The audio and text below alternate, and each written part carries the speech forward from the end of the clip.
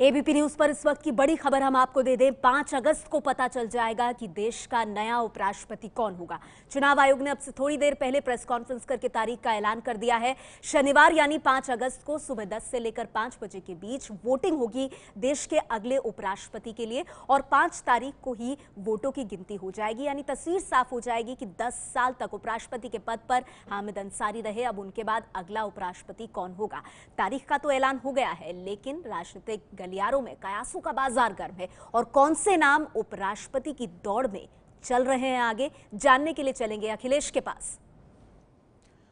शुक्रिया नेहा। तो अपने दर्शकों को बताते हैं कि उपराष्ट्रपति की जो दौड़ शुरू हो गई है, कौन से नाम इसमें चल रहे हैं, इस वक्त सियासी गलियारे में किन नामों को लेकर चर्चा है।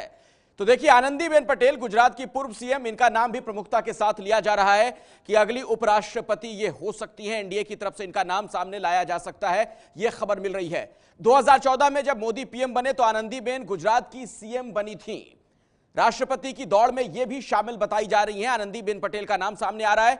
पाटीदार आंदोलन के बाद 2016 में सीएम पद से इन्हें इस्तीफा देना पड़ा था और अब इनका नाम उपराष्ट्रपति की दौड़ में प्रधानमंत्री मोदी की करीबी मानी जाती हैं आनंदीबेन, और ऐसे में ये कयास लगाए जा रहे हैं कि शायद अगली ये उपराष्ट्रपति हो। एनडीए की तरफ से इनका नाम सामने आए।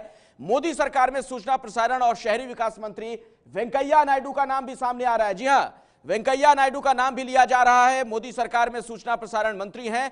आंध्र प्रदेश के नेल्लौर से बीजेपी के सांसद हैं। इनका नाम भी सामने आ रहा है कि शायद अगले उम्मीदवार ये हो उपराष्ट्रपति के। 2002 से 2004 तक बीजेपी के राष्ट्रीय अध्यक्ष रह चुके हैं। पार्टी में बड़ा कद का दावर नेता, वाजपेयी सरकार में ग्रामीण विकास मंत्री भी रहे वेंकैया नायडू। मोदी सरकार में भी मंत्री हैं और इनका नाम भी प्रमुखता के साथ लिया जा रहा है कि अगले उपराष्ट्रपति के ये उम्मीदवार हो सकते हैं। इन सब के अलावा बिहार के मधुबनी से बीजेपी के सांसद हुकुमदेव नारायण यादव का नाम भी लिया जा रहा है। इसके जरिए कई सियासी समीकरण को साधने का प्रयास किया जाएगा। वाजपेयी और चंद्रशेखर सरकार में मंत्री रह चुके हैं, एक बहुत अच्छे वक्ता के तौर पर पहचान रही है। लोकसभा में जिन्होंने भाषण दिया, कई बार इसका जिक्र होता है।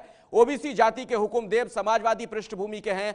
लोकदल, जनता party, socialist party, Janata Dal, SJP में रह चुके हैं। यानी बहुत ही लंबा सियासी अनुभव हुकुमदेव नारायण यादव का भी है। नेहा, आपका अखिलेश, तो ये 3 नाम जो रेस में आगे चल रहे हैं, यहाँ स्टूडियो में हमारे साथ खास मेहमान मौजूद हैं। 5 अगस्त को अगला उपराष्ट्रपति कौन होगा, ये तस्वीर साफ हो जाएगी। वरिष्ठ पत्रकार अरविंद मोहन हमारे साथ हैं। अरविंद मोहन जी, आनंदीबेन पटेल, हुकुमदेव नारायण यादव या फिर वेंकैया नायडू, इन तीनों में से कोई एक या फिर कोई और चौंकाने वाला चेहरा हो सकता है देश का अगला उपराष्ट्रपति?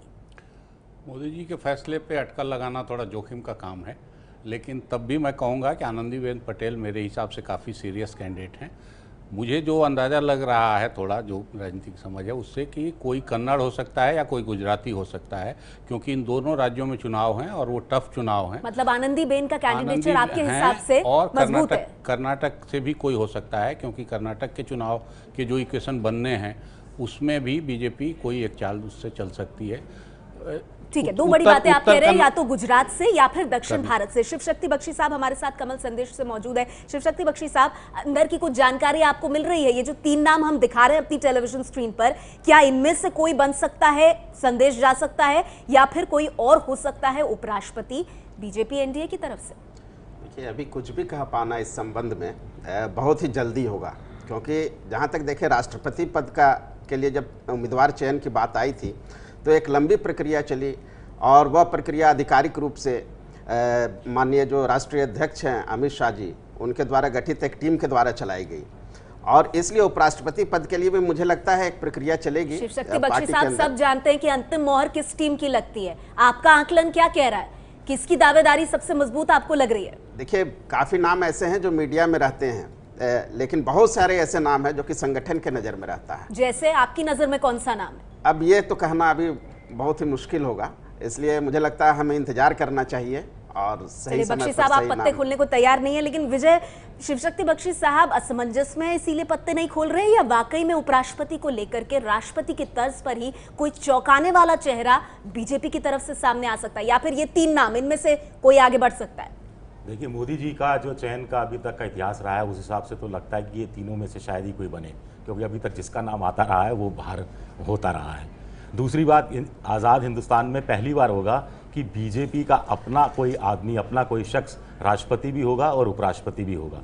और उपराष्ट्रपति के लिए सिर्फ जाति या दूसरी चीज़ें नहीं देखी जानी चाहिए, उसके लिए क्योंकि वो पदेन सभापति होता है राज्यसभा का, राज्यसभा की सारी कार्रवाई के संचालन उपराष्ट्रपति को करना पड़ता है, जहां पर बीजेपी अल्पमत में है, करीब 80 है। तो ऐसे में ऐसा शख्स भी बीजेपी तलाशने की कोशिश करेगी जो राज्यसभा की कार्रवाई के विधायी कार्यों के अंदर भी सक्षम हो। चलिए, तो पलड़ा साफ तौर पर बीजेपी एनडीए का भारी, और जिस तरह से राष्ट्रपति चुनाव में रामनाथ कोविंद, जिनके नाम का कम से कम मीडिया के गलियारों में दूर दूर तक जिक्र नहीं हो रहा था, वो सामने आए।